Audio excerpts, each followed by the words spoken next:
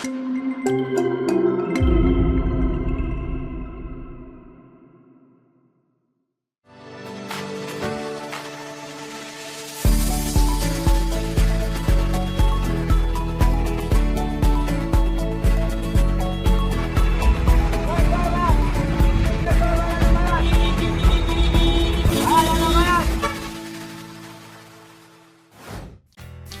friends! Ako Danny, si Bogart the Explorer.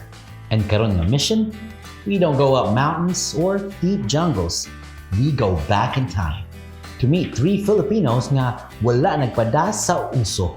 Kay para nila, old is gold and the past is worth saving. One clacks on a typewriter, one hammers souls with care, and one listens to stories on vinyl. In a world that moves too fast, sila ang nagpahinay para makapaminaw tabalik. Welcome to this nostalgic trip. This is Storya ng Bayan. First stop, the Click-Clack King. Meet Ramon Avena, guardian sa mga makinilya. Those old school typewriters nga murag extinct na karon. Pero para niya, every machine is a story. Di lang ni repair shop, para ning clinic sa mga sugilanon. He makes the old typewriter speak again. And in every sound, murag naagyo'y kalag.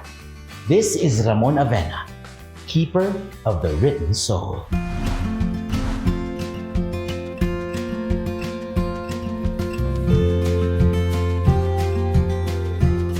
Sa tindahang ito, umiikot ang buhay ng 83 anyos na si Ramon Avena.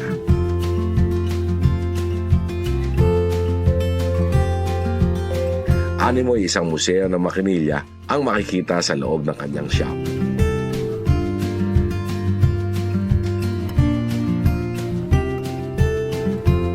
Bawat isa nito ay nagpapakita ng matagal na pakikipagsapalaran ng pamilya Avena sa pagnenegosyo. Kaya para kay Ramon, isa itong mahalagang pamana. All the things that my father, it's still with me because to me, that's something.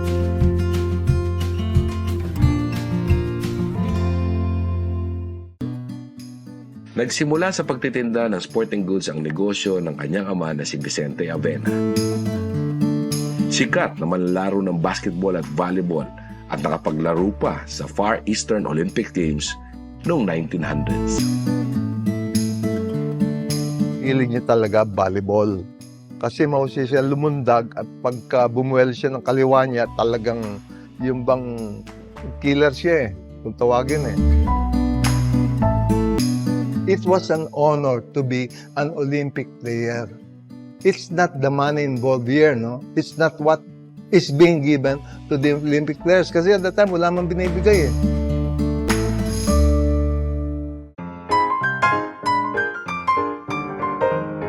Mga 1927 ngayon, gusto niya mag-retire na para naisip niya, gusto niya magkaroon ng negosyo. My father, in Ascarga, started this business, Avena Sporting Goods. Na magsimulang mauso ang paggamit ng typewriter, isinara niya ang negosyo at ibinaling ang atensyon sa pagtitinda ng makinilya noong 1939. Kasi at the time, di ba, puro sulat With the typewriter, it's being used sa gobyerno na Dahil naging alternatibong panulat ang makinilya, naging bahagi ito ng pang-araw-araw na buhay ng mga Pilipino noon, lalo na sa mga tanggapan. Ang makinilya, diyan ako natuto nung before the war, palibasa ako, maliit pa, siguro wasang between 7 to 8 years of age, tumutulong na ako sa mga mekaniko. Ako ang tagalinis nila Ako ang tagalinis ng shop, tagalinis ng toilet, tagalinis lahat. May kanya-kanya ng pamilya ang mga anak ni Ramon. At taliwas sa nakasanayang pamamalakad sa isang negosyo, binigyan niya ang mga ito ng kalayaan na piliin ang gusto nila sa buhay. I come here at 7 in the morning. Then I end up at 6 in the evening. In between those times, kuminsan kaupo ko pala alas 7, pagtingin ko alas 9 na pala. Pag Pagdatingin ko ulit, kumis alas 11 na pala. You don't notice the time when you're around here. Basta hindi siya mag-a-absent dito kung wala din lang siyang ibang lakad. Lagi siya rito. Inaalagaan niya talaga itong kanyang negosyo na to. Sa panahon ng martial law, tumumal ang negosyo. Tila naalis ang kinang nito nung magsara ang maraming pahayagan na kadalasan ay gumagamit ng makinilya. Sinabayan pa ito ng pagdating ng mga computer noong 1980s. Pero ang mga pagbabagong ito, matagal na raw pinaghandaan ni Ramon. My dad has accepted the fact that the world has moved on. It's not maybe just so much because of the business. Honestly, he comes here because when he's here, he sees my, he feels close to his mom and dad, my grandparents. Alam naman nating lahat na ang typewriter, bumababa na yung dahil pumapasok na yung mga computer. So, ganun pa man, hindi ko siya nakitaan ng pagbahala na bibitawan niya yung itong business ng typewriter. Ang nakikita ko pa, nagpupursige siya na ipustro niya itong negosyo na ito. Nitong April 4th, almost a month after, lumabas nga itong tinatawag na Beautiful Sun Behind Manila Shop, One Type Quick. Nung na-interview nga siya sa ganito, sabi ko, alam mo, makakatulong sa'yo para ma-introduce mo na may gumagawa pa pala niyan, kako. Kasi may nagaanap pa rin yan eh. Hindi naman lahat kako bibitiw dyan na puro computer. Marami pa rin ang gumagamit niya.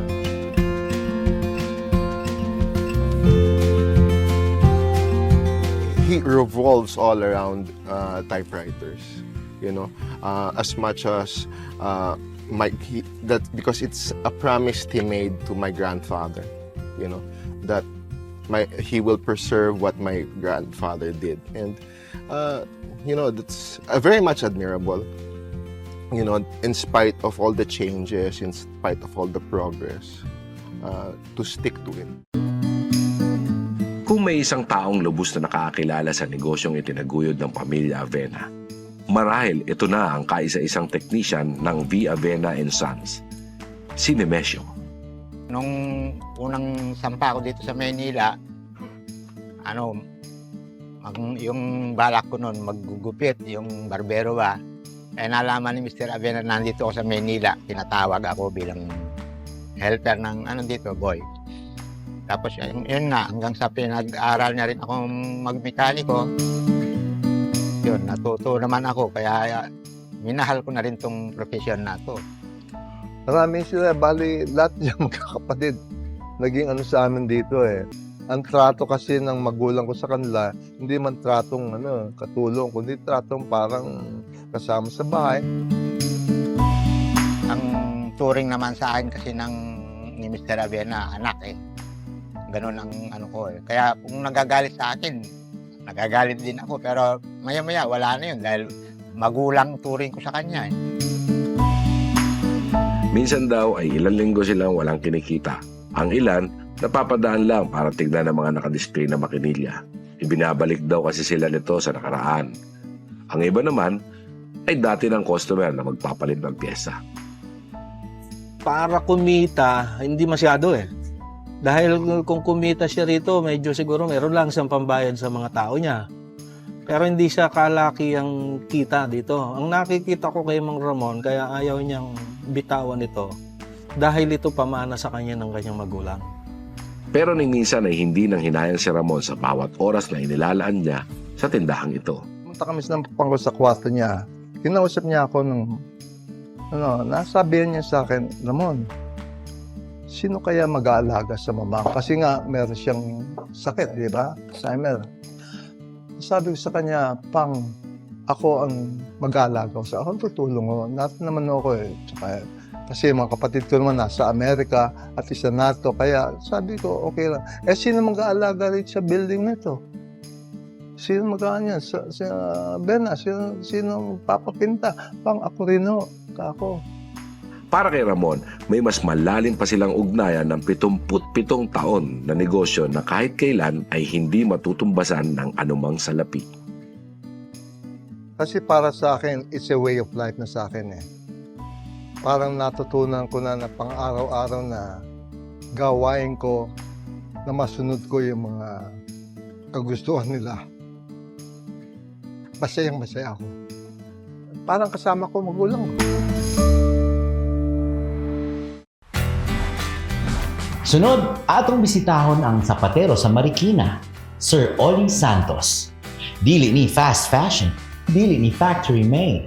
He builds shoes from scratch with leather, stitches, and love. For him, each pair of shoes is a journey, and every repair, murag pagpanumbalik sa dignidad. Gikan sa yanong nga tindahan ang iyahang trabaho.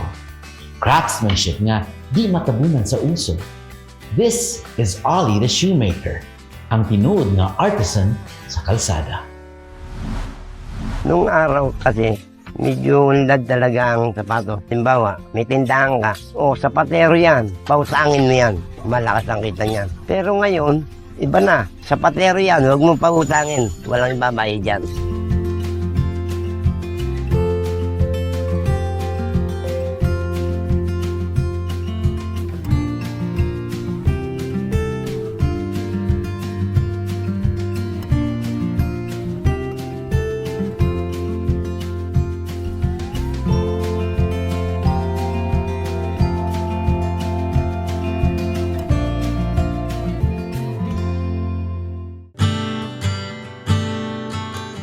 At ninuno ko, sapatero rin.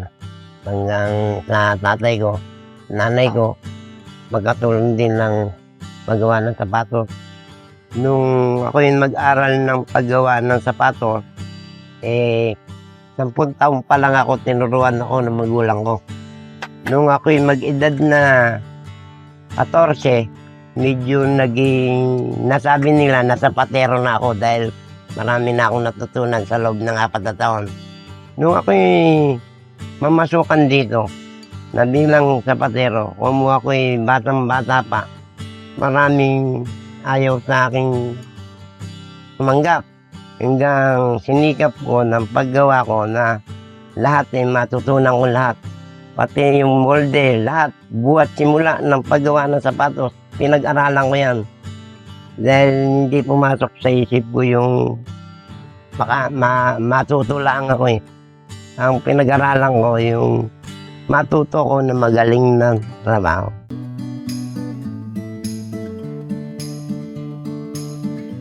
Ngayon, nung maging presidente si Duterte, nakasilip ako na kahit na anong klase, dadating sa kanya at maaaring pakitungon niya. Ang sabi sa akin, Tay, pagtiwala sana kayo. Padala nyo yung sapatos niya, padala nyo doon sa number na ito at umasa kayo na yan idadating sa presidente. Pero, nung magawa ko yung design, kung paano ko gagawin, hindi ko malaman kung anong size ang kanyang paa. Tinignan ko rin niya, siya naglalakad, nakatikwas yung paa. Siyempre, inisip ko, hindi ito ang size nito na sapatos. Siguro, malaki yung paa ang sapatos niya, pero yun lang ang papasok. Kung sakto naman ang paa, hindi papasok, mataba pa. Yan na, ano. Kinahaponan, dumawag na sa akin si Bong pangalan niya. Ay, nahawakan na ng presidente. Sabi ko, kasi kaya, hindi ko pa alam. Pero hinawakan na niya.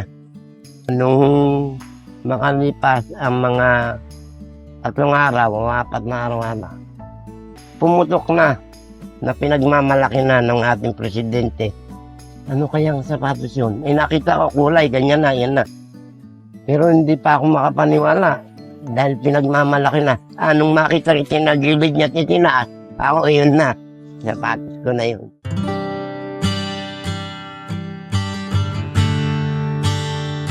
Ang sa akin kasi, nakikita ko kasi ang tao dito sa Marikina, maraming manggagawa ng sapatos, hindi naman gumagawa. Nagbubuti, nangangalakal, pero mga sapatero yan. Dati, sa patero, makita mo, naglilinis ng mga nakaparadang jeep. Pero sa patero yan, gano'n na lang ang kikitain yan. Kikitain lang pansubo. Pero kung sila'y babalot sa paggawa ng sapatos, maangat sa aking karanasan dito, ikaw bumili ng imported na sapatos na China, nakaapat ka na, samantalang ako. Yung isa ko palang ginagamit mo pa hanggang ngayon. Umaabot ng hanggang 4 na taon, 5 taon. Samantalang ang China, nakaapat ka, hindi abot ng 1 taon. Kasi, alam mo, kung minsan, imbis na metahe, dikit na lang. Dahil doon sa mura naman eh. Yun ang nakasira nga sa Marikina. Dapat magaling na balat yung first class. Hindi. Gamitin mo lang yung pinakamahina dahil mura naman yan. Paano natin masasabay sa mumurahan yan? Yun ang nakasira sa Marikina. Pero kung sa akin, kung para sa akin, ang gusto ko may sumuporta sa akin at lahat ng gawaan dito ng Marikina, payag ako na pasyanan namin at sirain yung kanilang pananaw sa paggawa ng sapatos. Gusto kong mamulat yung dati. Kung sakasakali man at may gawa na, makilala na uli ng galing ng Marikina. Ang sapatos ng Marikina, mabalik sa dati. And finally, we meet a woman who doesn't just collect music, she collects memories. Jojo Alba is a vinyl collector. Thousands of records, daghang genre, pero isa ra gyud ang drive, the love for real sound. Sa panahon sa Spotify o Bluetooth, siya muingon, ang plaka na agyoy kalag. She doesn't press play. She drops the needle carefully, slowly, with respect. This is more than hobby. This is a calling.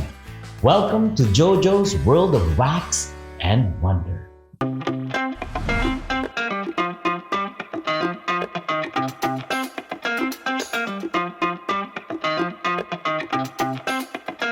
Kasi hindi ko makumpleto ang isang araw na hindi ako talaga magpatugtog ng plaka. Music sa akin is everything. From my smallest detail hanggang sa malaki, hanggang sa pagtulog, music pa rin ako.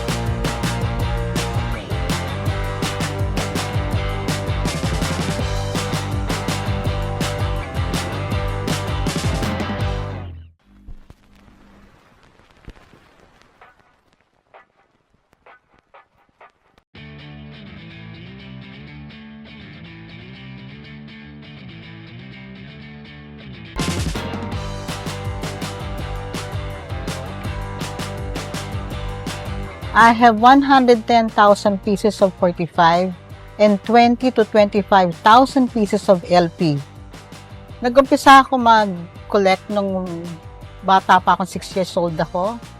Nung binili ako ng turntable na portable ng grandfather ko. Nung mga 12 ako, nung nakakahiligan ko na talaga mag-collect ng plaka.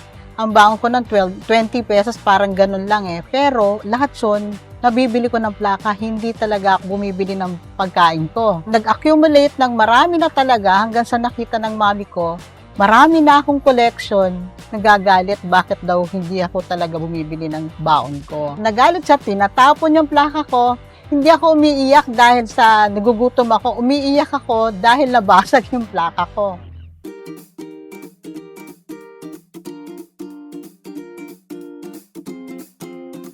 Since yung husband ko, DJ, meron silang promo copy ng mga plaka. Yung promo copy na yon, rare yun. Ibig sabihin, mga 200 pieces lang yung mga minamanufacture dati bago gawin talagang regular plaka. Kasi sinusubukan muna ipa-air sa radio station. Ako talaga, purely ang collections ko talaga is rock at saka jazz. Siya iba naman, more on ballad siya. Kaya lang, mas lagi akong bumibili kaysa sa kanya kasi ako yung may gusto talagang bumili kaysa sa kanya.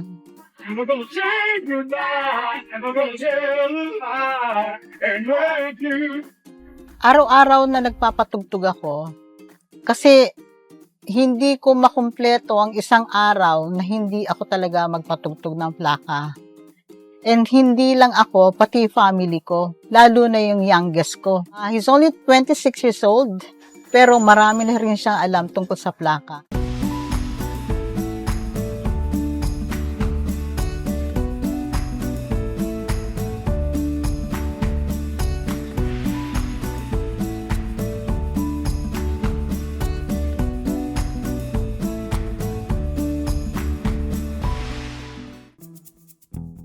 Iba-iba kasi ang types ng vinyl eh. Meron tayo sa 45. Yung 45, meron din yung regular na 45. Meron din na 45 na promo copy. Meron din tayo na 78 RPM, 10-inch to. Ito ang extended play, pero parang size ng LP. Tapos ito rin din naman ang regular LP. Ang 45 at saka ang LP sa regular na turntable lang. Pero pagka ang 78 RPM, tinutugtog to sa gramophone. Ang 45, dalawa lang kanta niyan. Ito yung side A, tapos ito naman yung side B. Ang LP, katulad nito, meron kasi silang iba-ibang kanta, maabot na mga 6 to 7 mga songs sa isang side. Sa side na to, meron siyang 5 na kanta sa isang side lang na ganito. So, makikita mo ang groove. 1, 2, 3, 4, 5. 5 songs lang siya. Pagdating naman dito, 4 songs lang siya. 1, 2, 3, 4. Ito yung side B. May mga plaka kasi na mga iba-ibang klaseng genre. Ito, yung OPM, rock, soul, disco, jazz. At yung isa naman, rock and roll.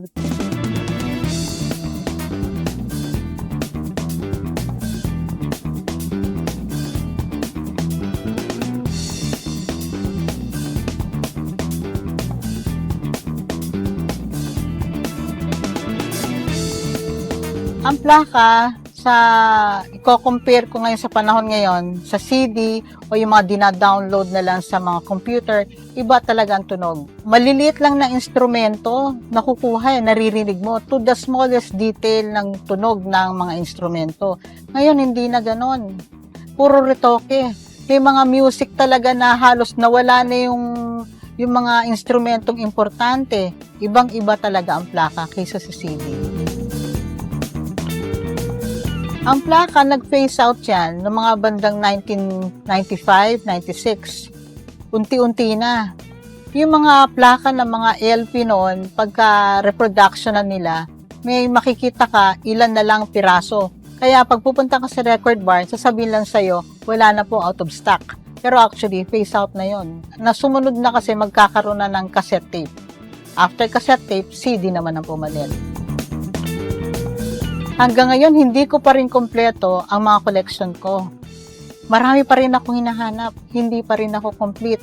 Ngayon kasi, ang mga kolektor ng mga plaka ngayon, magugulat ka mga bata. May mga 17 years old na marami na talagang alam tungkol sa plaka. Nagre-research na sila. Kami noon, it goes naturally. Pinanganak ako, plaka no? So, sumasabay yung pag-edad ko sa plaka. Ang bata ngayon, wala naman silang alam sa plaka Nakahiligan nilang maging curious about plaka and they research pagdating sa mga artist. Alam nila yung mga generation namin kasi the best generation of music was our generation.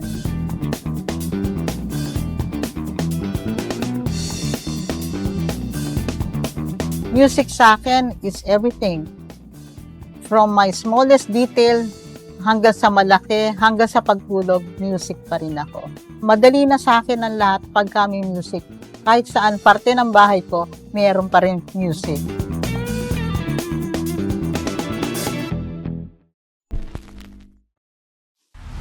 So, unsa man natong nakuha karong adlaw, mga amigo? That real greatness doesn't fade. It stays alive sa makinilya, sa sapatos, sa plaka. These men and women are not just collectors or craftsmen and women. Sila ang mga bantay sa kultura, mga taga-preserba sa kagahapon. In their silence, we hear history. In their passion, we feel pride. Ako si Bogart the Explorer, and this has been Storya ng Bayan. Sa sunod natong lakaw, bit-bit gihapon nato ang respeto sa mga butang na halos limtan na. Keep exploring, mga kaibigan. And of course, like, follow, and subscribe sa Storya ng Bayan on YouTube, Facebook, and Spotify. Support memory. Support tradition.